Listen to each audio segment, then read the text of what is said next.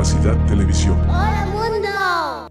Primer canal de televisión dedicado al colectivo de personas con discapacidad desde 2006.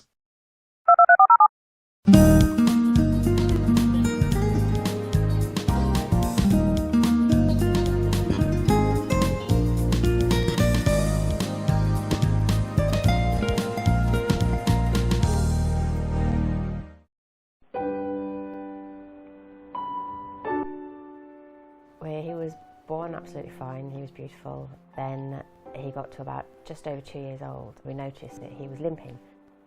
Then probably a month after that, one morning, got him out of bed and he would not stand up. We didn't actually get a diagnosis until last year, when he would have been 10. Lewis has a rare disease. It's a peculiar description because it's estimated that 3 million people in the UK are affected by rare diseases. They're far more common than you might think. There are over 6,000 different diseases, with more being discovered all the time. But each one affects just a tiny number of people, most of them children, like Lewis. There's been a welcome new focus on how to help diagnose and treat those with rare diseases. But first, what does it mean to be the parent of a child with a rare disease? Hi, Samantha. Nice to meet you. Come in. Thanks. We had lots of ideas of what it could be. There were lots of tests, but then everything came back as either completely normal or negative for the testing. So we just carried on with an undiagnosed child who was clearly very poorly, but according to all the tests was absolutely fine. If you or your child are poorly, your natural reaction would be to visit your GP, and you'd expect them to be able to diagnose the problem. But in the case of a rare disease, it's seldom that simple. When you're a medical student, you're taught common things occur commonly. So what will happen is that quite rightly, your GP will say, well, it's probably this, and then they'll start doing tests when it turns out that's not the case. And often, it's a bit like looking for a needle in a haystack. It is, it certainly is, and it was in Lewis's case, absolutely was that. Lewis was tested for Batten disease twice over a period of years, and both times tests came back negative. For many people, this can be as far as they get. With so many rare diseases sharing symptoms in common, it's often very hard to get a definite diagnosis. Families reach a dead end, no diagnosis and no meaningful treatment. But there are some very helpful things you can do as a parent to help narrow things down. Well, the first thing that we were advised to do was to keep a diary and videos. Ollie, where's she gone? If he had seizures or seizure-like activity, we would video that. And that was all really helpful, because when you go to an appointment, you can say all sorts of things, but you can't show someone. And that sort of thing can be incredibly helpful for the GP, especially if you haven't reached the stage of being in the hospital system yet. Of course, it can also help the parents to say to the doctor, actually, this isn't right. Here's the proof that things aren't right. Yeah. I think we need to move things on. And then it may well be that at that specialist stage, they can help find out about trials, about clinical research, which might just lead to that diagnosis. Definitely. We heard about this study, which is called DDD.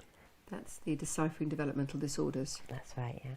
That's when we did get a result from that, and it was a new variant form of Batten disease, which has not been recognised before. 4 out of 5 people with rare disease will have a genetic cause for it. And looking at the genetic code of those with rare diseases can either confirm a suspected diagnosis or even reveal a new, unsuspected cause. Like many rare diseases, Batten disease is caused by a genetic variant that Lewis inherited from his parents. It affects his nervous system and dramatically shortens his life expectancy without real hope of a cure. We didn't actually get a diagnosis until last year. So how many years is that? 7? A lot. 7 years, yeah. I think having a diagnosis has helped us, because we know now that we haven't got that luxury of, yeah, he's going to get better or he'll stay like this for many years. We know that we're on borrowed time, so it makes you just do that extra bit to squeeze everything in that you can. It's not only Lewis whose life has been turned upside down. A rare disease affects the whole family.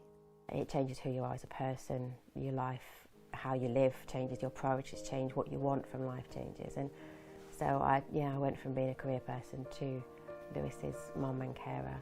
Having someone listen is a massive thing. Your friends tend to drift away, they don't know what to say to you. Where have you gone, eh? If you're in a relationship, even then it's difficult because some people can turn to each other and get support from each other, but some people can't. Social media has become our family, basically. SWAN, Syndromes Without a Name, it's a fantastic support group for undiagnosed children. I know that you and Lewis's dad aren't married anymore, but he's still part of Lewis's life? Yeah, Lewis absolutely adores his dad, and James Lewis's dad absolutely adores Lewis as well. Between the two of you, you've got to decide who's best at what. So, you know, I look after all the sort of paperwork around Lewis, I look after the contact with various agencies and doctors, paying the carers and all this sort of stuff around Lewis, which, you know, leaves mum free to do all of the care inside. Most diseases have support networks, which can be found through Rare Disease UK. And for those awaiting a diagnosis, Syndromes Without a Name, or SWAN, who helped Samantha so much, will offer help, guidance and support. Don't lose hope and keep on asking questions. If there's something really wrong with your child, you know, and so don't let that go, just keep asking questions. The DDD project that Lewis took part in has shown how important reading the genetic code letter by letter can be for those with rare disease. Now, the 100,000 Genomes project has begun work sequencing all the DNA of around 15,000 rare disease patients, together with 2 of their close relatives. This ambitious project could mean many more people get a proper diagnosis, and for some, that might also mean more effective treatment. As a GP myself, I know how desperate these situations can be. But help and support is available, even when the treatment options are limited. And participating in research offers real hope for the future.